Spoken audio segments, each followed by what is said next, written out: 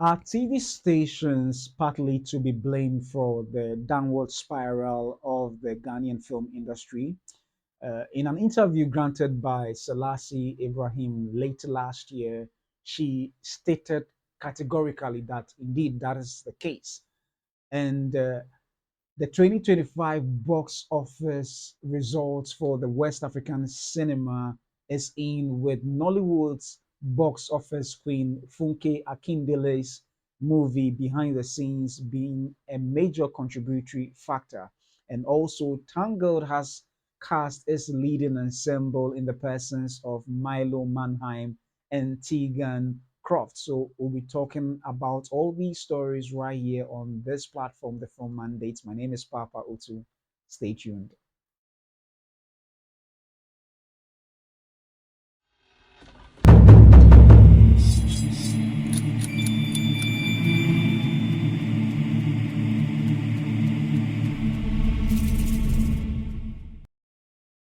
Hello and welcome once again to another exciting episode of the Film Mandate, where, as usual, I bring to you movie news, reviews, and reactions, both from the African front and the international scene. And we have some very interesting, meaty stories for today's episode of the Film Mandate. So we delve right into the very first story. And just a couple of days ago, I spoke about one of Ghana's leading figures in the film industry, and that is Selassie Ibrahim, an actress and also an entrepreneur and a film producer, of course.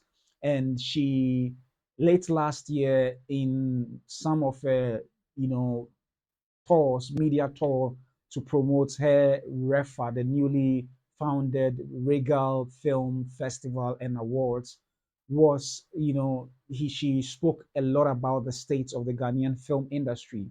And one of the key things she spoke about was TV stations being a major contributory factor to the downward spiral of the film industry.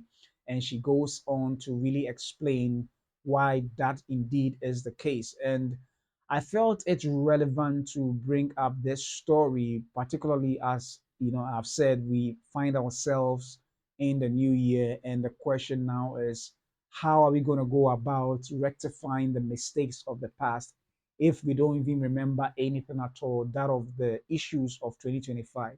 And I feel like as if we didn't get the opportunity to take a critical look and do a proper assessment and diagnosis of the challenges we did have in 2025, it's not too late to do it in this month of 2026 and see how best we can rectify some of these challenges. And what she said is actually very pertinent and troubling in the Ghana film industry, particularly when last year a number of TV stations in Ghana were accused of piracy by showcasing films that they have not properly sought out the rights to, and they were what's it called, showing it on their screens, even leading to one content creator or getting a TV station head arrested. So these are some of the signs, even if you don't know about this particular story that um, Madam Ibrahim Selassie Ibrahim has brought up, that situation alone became a major eyesore for the film industry in the eyes of the world or Africa at large.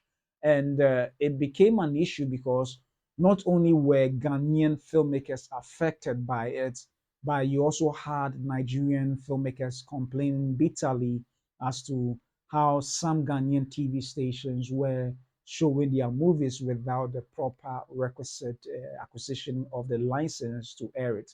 And I felt that this story is very relevant if you are taking stock of all that has transpired next year. Maybe it's better we pay attention to all this. And I instead of reading a lengthy article, I thought of mixing it up a little bit since there is a clip of the interview that she granted to what's it called, Daybreak Hits FM in Ghana. why don't we play this rather than just read entire article? So let me just put it up right now, and then let's hear what she said, and then we can do a proper analysis of that. I keep saying that, look, the TV channels are not helping us. I'll say it again. I don't care what they think. I don't care what they say. I've said it before and they bashed me. But you know what? I'll keep saying it until they help us. Because when you go to Nigeria, you don't find them watching any Ghanaian movie. But Ghana, anything foreign, it's fine. Everything Ghana is bad. They will criticize, they will not go and watch. Say, here, I can't figure it out. Is it that you're from one? I don't get it. We don't know how to celebrate our own. Name what it is. And that is what has killed Ghana movie till today. You shoot a content and send to TV channels. They look into your eyes and tell you, remember, 1,000 Ghana. When I spent over $20,000, $30,000, you won't even say, Mommy, me ma have po. Yet they'll go and buy movies that are 10 years old who had made their money out of cinema and everything in Nigeria. 500 Ghana, 1,000 Ghana. You want us to sell it the same to you? Do you want to collapse? You've done it. You see the problem? So it's not so when people say that, oh, Ghana film is dead, my heart bleeds. But how many people can you explain to? It started from the TV channels because they killed our industry. This is Hits.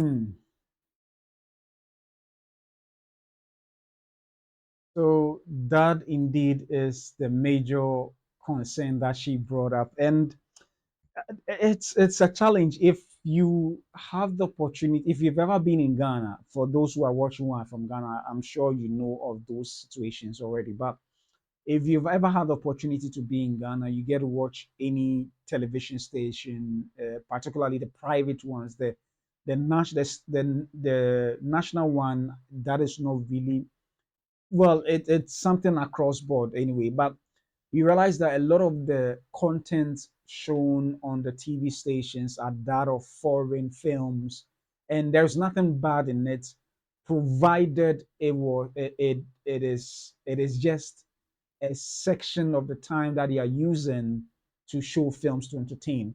But most TV stations don't even show local movies at all, and it is indeed a problem. I know uh, people will be wondering.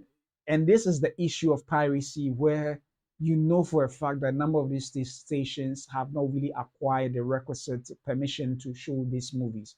And because they could somehow get it to put it on their TV stations, they go for that one. Even for those, sometimes they have access or license to some of those series, telenovelas, novellas, and other stuff. But the issue she's talking about is really real in the sense that you have a number of them not even bothering to invest a portion of the money they would use to acquire licensing for certain TV series for the Ghanaian films. And just as she stated, a filmmaker goes to shoot a film of about $20,000, $30,000, and then when she comes forth to present her content to with the hope of getting licensing it out to the TV stations, the amount mentioned is quite ridiculous. But I think it is sad because there isn't really a regulatory body. Fortunately, we have the NFA now, but I don't know whether the NFA can step in that gap and see to it that there is some form of measures with regards to how licenses are handled, because there has to be some kind of protection for filmmakers one way or the other to ensure that whatever films they have sweat to produce, they receive some kind of remuneration for it, even in our own country. And one way or the other, there needs to be policies enforced to ensure that local stations allot or apportion some of their time to promote local content, because it is only by doing that that we can help build the film industry. And one of the things I've always been saying is that when the film industry thrives, the TV stations are also going to be affected or impacted positively. But unfortunately, just as Madam Selassie Ibrahim stated, it looks like they, for some reason, either they do not care about local content. Yes, it may not be the best like the Hollywood films that we watch, but it is not that bad of an extent that we cannot show it on our TV screens. Some are doing that, but even with those doing that, the negotiation about acquiring these films are quite it doesn't really go a long way to help the filmmaker, because most of the times, if they cannot um, if the TV stations cannot buy it with fiscal cash, what they resort to doing is some form of barter trading system where you give me your films to show for a period of time, and I offer you airtime as your remuneration. And in some sense, it may help a filmmaker who is trying to bring out a new film and wants to do massive promotion for that purposes. But in the long term, you realize that this goes a long way to hinder the filmmaker who is potentially looking for finances for his or her new film. So it becomes quite a challenge. And I have been in the TV station business before, managing a TV station before. So I understand how difficult it is when you're trying to make ends meet and not able to pay for the licensing of this. So for the stations who are very fair, most often than not, you tend to do a barter trading system, offer the filmmakers air time in order to show their movie, so that it doesn't they don't feel like you have sort of cheated them. But on the broader scope, even some don't even want to take these films at all, and because of, for some reason, the disdain for our own local content, and that is really really sad, because until we get to the point where we learn to show our own films, we cannot have a very successful film industry that would point, or that would at the end of the year prove that Ghanaian films are really being watched by our own people, and that is the problem we are faced with. We one way or the other, we don't even know that what we are doing is training Ghanaians to have a taste for foreign films rather than our own films, and that indeed is a major headache. It is a major hurdle that we need to overcome, because we need to these stations some of these stations have the means of acquiring licensing to series from Asia and other places, yet they won't even allocate funds for local films that are perhaps so many years old that definitely would not be as costly in acquiring the licensing to show. And so that has been the major bane for the film industry. And I do understand her pain and agree as to how that is impacting the Ghanaian film industry, negatively. So unfortunately, the problem we have is that there's not a lot of data to showcase how negatively this habits is impacting the film industry, and it's quite unfortunate, because if you watch the cinema viewing habits of films in the silver best cinemas or other cinemas in Ghana, you realize that a lot of the foreign films stay in the cinemas much longer than the local films. And that indeed shows a cross section of the problem we are facing in the country, because our TV stations, our media have actually trained Ghanaian audiences to really have a taste for the foreign films more than for the local films, and that is indeed a problem. And I think this thing we need to have a consensus. We need to have an ongoing dialogue among all stakeholders, even or especially even including the TV stations, to see a middle ground where we all can come to, perhaps moderated by the NFA, and the NFA with the legislative instruments backed by government should put in place certain rules or policies that would protect the filmmakers, so that their films would receive some form of remuneration whatsoever, because we need to invest in our own. We cannot keep laughing or making mockery of our films if we are not ready to invest in it, because film is indeed a cost intensive, a cost intensive business, and without the proper investment, there is no way we can produce films that would rub shoulders, even with the least of filmmakers or in the United States. And that is not to say that the quality of film is only dependent on money. It's also dependent on the technical abilities of individuals who produce the films. But there's a whole lot that goes into it. But it clearly TV stations have contributed, to the downward spiral of this because they wouldn't even want to promote the films. And I understand them. They also operate their businesses. I mean, it's a business entity, and therefore they would want to run it as such. But then I think in every nation, we need to always tamper things with caution, seeing that we need to learn to sell our own. And I'm happy that Nigeria is much more concerned about that and see that that is done. You go, just as she said in the interview, Nigerians will show their own and not promote others. And I'm sure it's a policy that was put in place. I would always say that in the past governments, I think President Kufuor's government or so, they brought about a policy to promote 70% Ghanaian music on our radio stations and 30% of foreign. And that went a long way to help boost the music industry.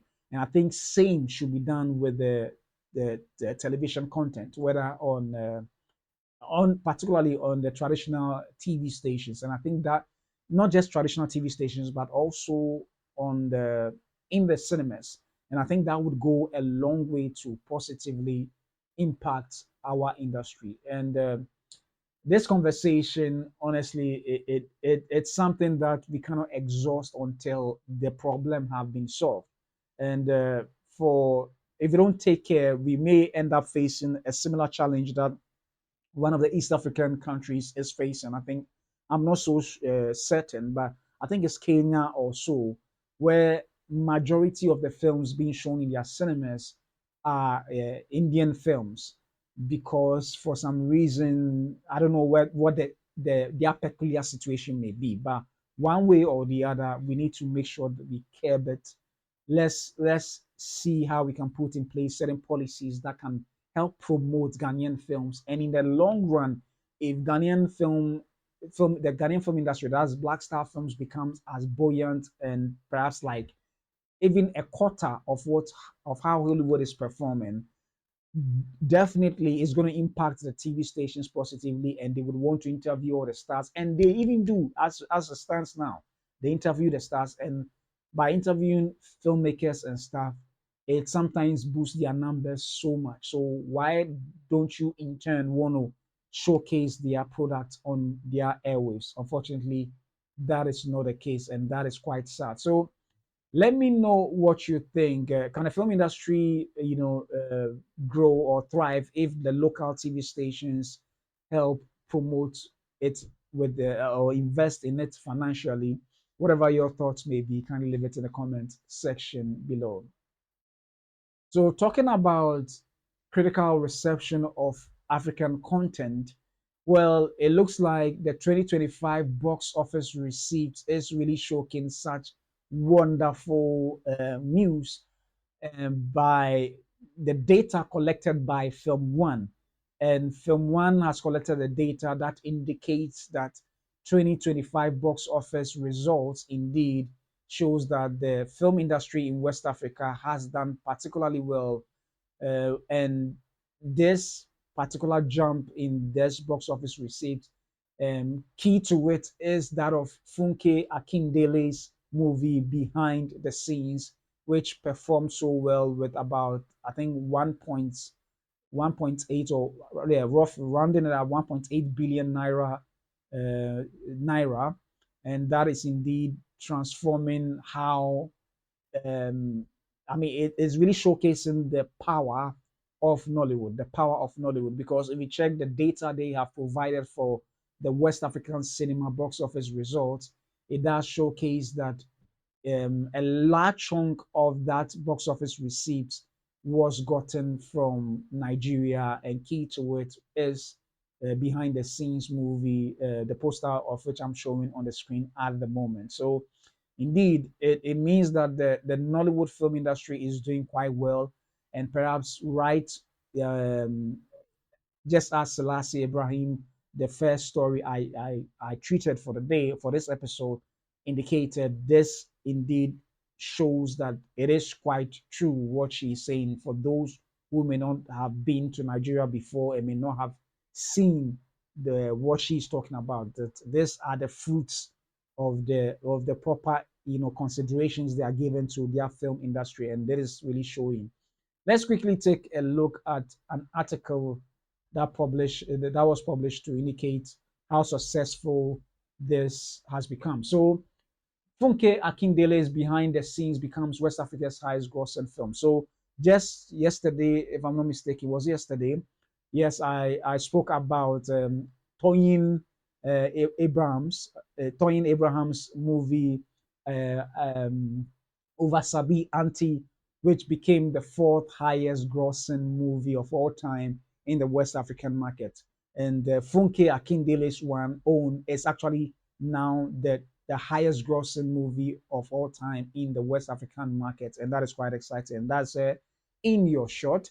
And it goes on to say that the African actress and filmmaker Funke Akindele's movie Behind the Scenes has officially become the highest grossing film of all time in West Africa, surpassing her own 2024 release, Everybody Loves Jennifer, which made 1.8 billion naira in cinemas. As of Monday, the film grossed over 1.77 billion naira in under 4 weeks, breaking multiple records, including the highest single day gross on Boxing Day with 129.5 million naira. Now updating fans, the distribution company from One on Thursday wrote, "All hail the box office queen. Behind the Scenes has officially become the highest grossing film of all time in West Africa." And I'm excited about these stories for multiple reasons. First and foremost, indeed, it is quite exciting to see that Funke Akindele is doing well with her movies. She is really loved by a lot of film cinema goers, and it is exciting that she is breaking her own records, and deservedly so. Deservedly so. She indeed is the box office queen. But one of the other reason why I'm excited about not I mean about this whole news is the fact that Film One is helping keep data. Data is key to a successful industry. Without proper data, there will be no way to prove as to whether an industry is getting better or is becoming worse. And that is something I have always been speaking about, that until we have data that showcases how well our industry is performing or how bad it is performing, we'll not be able to diagnose the problem properly so that we can administer the right solutions to help it grow. So, quickly, let me just read an article that showcases how successful 2025 was in terms of the box office returns in West Africa, with Nollywood dominating the charts itself.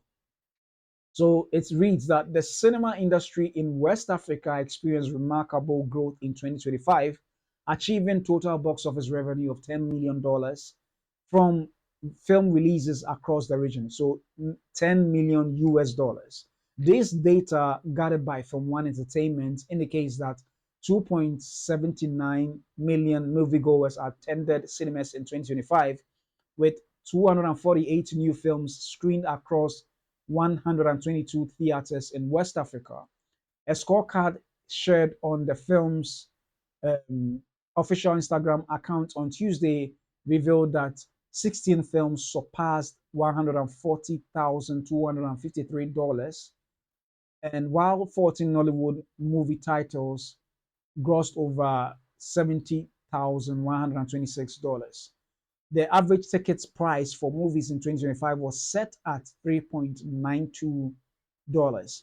Leading the box office behind the scenes was named the highest grossing Nollywood film, and Film One Entertainment was recognized as the top tier of the year. And this is where it gets me quite excited.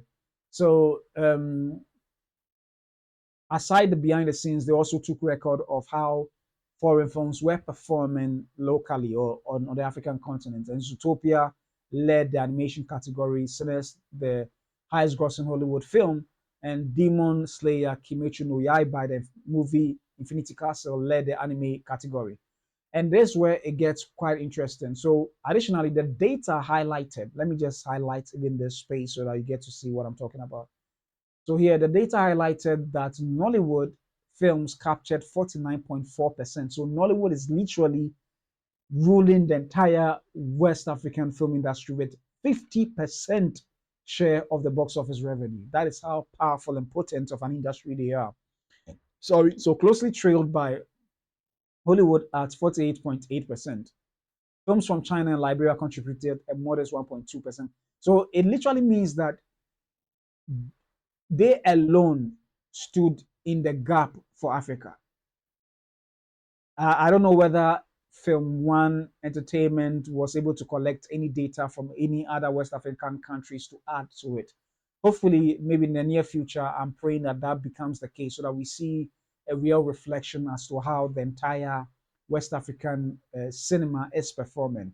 But unfortunately, based on this data, with the foreign movies included, that is, foreign films from Hollywood, China, Asia, and other places, this is how the data is represented. So Nollywood is really holding the fort. Can you imagine if every other African country is holding the fort very strong? Then it means that the numbers will shoot up from more than 10 million to possibly over $100 million a year, with maybe Africa having about 70 or 80% of the market share. So unfortunately, this is how it went. And I like this data because these are the things we need to desperately see how best we can change or turn things around. If you take a look at this data, it really shows how sad um, or how unfortunate African films are not really being represented mainly on the front. But thankfully, Nollywood is stepping in the gap. So, in terms of volume, 81 Nollywood films, 92 Hollywood productions, and 52 Indian titles were released throughout the year, showcasing a wide array of content for audiences. So, thanks to Nollywood, Africa is still holding the. I mean, Africa is still being recognized as a film continent. Unfortunately, there's still more that ought to be done to salvage this challenge of a situation we find ourselves in. So, yeah, it is getting better, but we can do more and we should do more because these numbers, though it's good, it is still not good enough, seeing that there are a lot of films produced all over, but the reception, is not really going down well as we ought to have. So let me know what you think. Why do you think Nollywood is dominating the West African cinema industry? Do you think there are any reasons for that purpose? And does the success of a film like Behind the Scenes change how you see African cinema? Whatever your thoughts may be, kindly leave it in the comment section below. And yeah, so that is it. Now, moving on to our final story of the day or of this episode. In recent years, perhaps even over a decade, Disney or Hollywood have been sort of adapting their animated films, whether from the 2D or even recently 3D, as we saw in How to Train Your Dragon, into live action adaptations of the films.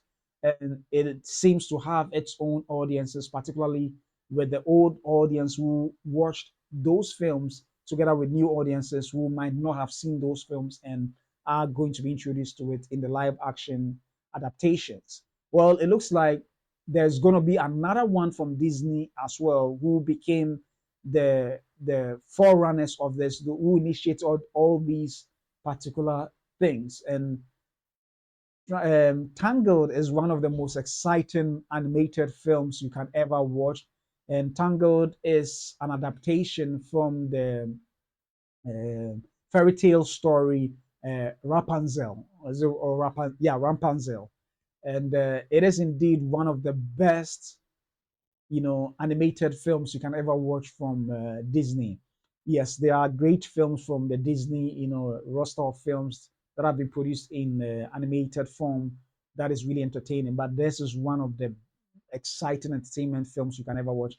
For me personally, I really liked it in the year of its release.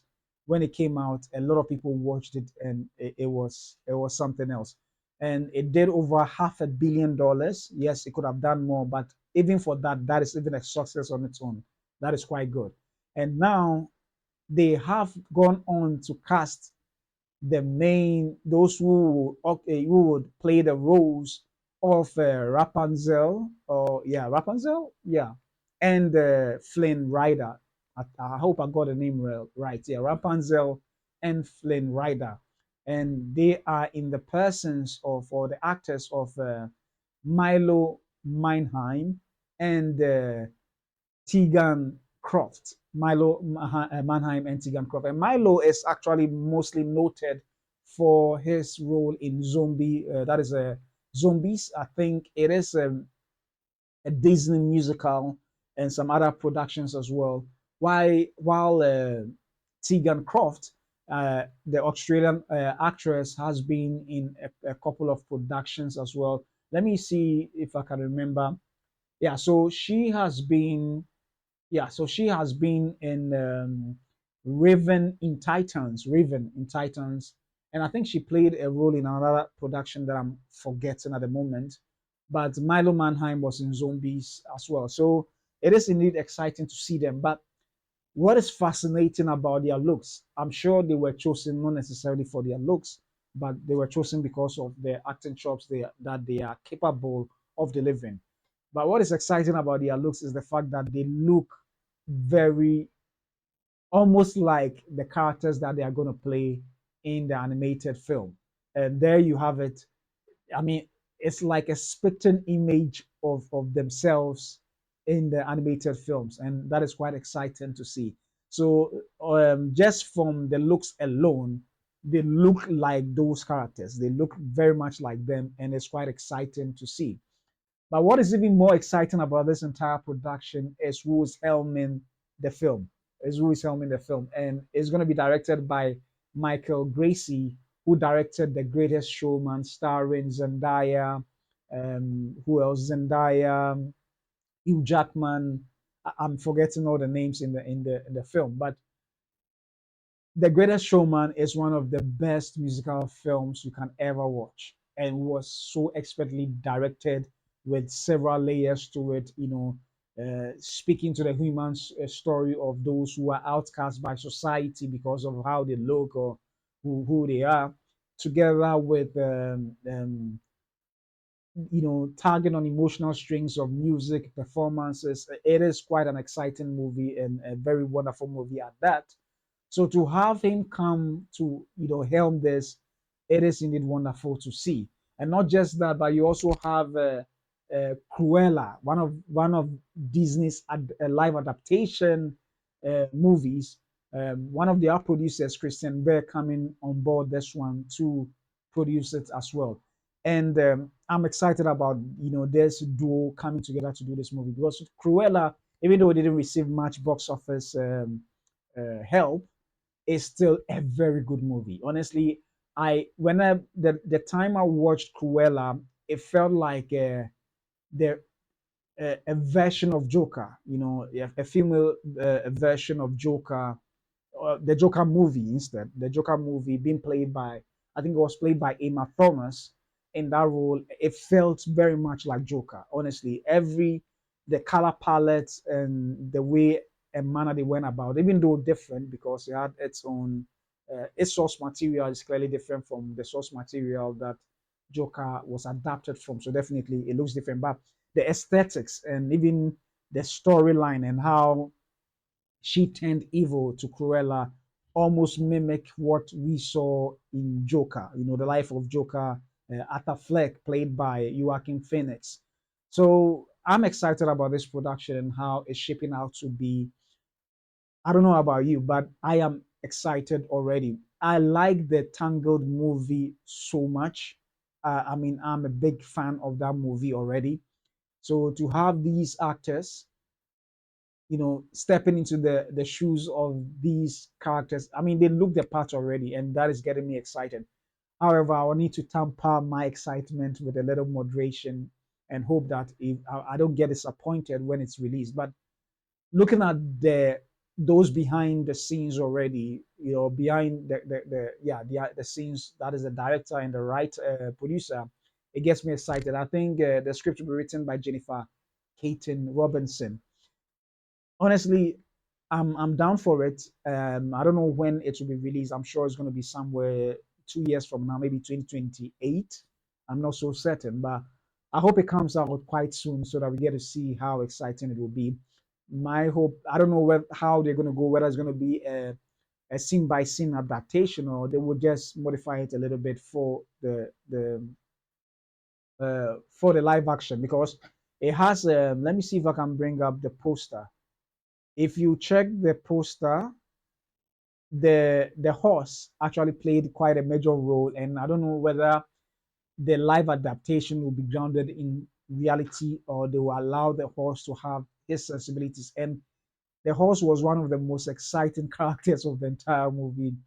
You know, he made it so fun. It made it so fun, and I'm hoping that even if they are trying to ground it in reality, there should be something about the horse that makes because the horse was a central character to was also a major part of the story. So I'm hoping that they won't go lean too much to grounding it in reality to the extent that it loses that flavor. And knowing what they've been able to do in the past, like with the Little Mermaid and what else? Yeah, The Little Mermaid, and seeing that Moana is about to also have its own live adaptation, maybe they would keep the characteristics of the horse, and it would be quite fun if they're able to knock it out of the park. So there you have it. Finally, a cast for the movie Tangled, and it is going to be played by Milo Manheim and Teagan Croft. So let me know what you think about this particular story. Are you excited? Do you think Teagan Croft and Manheim are the right actors to play the roles of Rapunzel and Flynn Rider? Whatever your thoughts may be, kindly leave it in the comments section below. And all too soon, I've come to an end of today's episode of the Film Mandates. I hope you enjoyed yourself, and I'll come your way again with another exciting episode tomorrow. My name is Papa O2, and thanks for watching.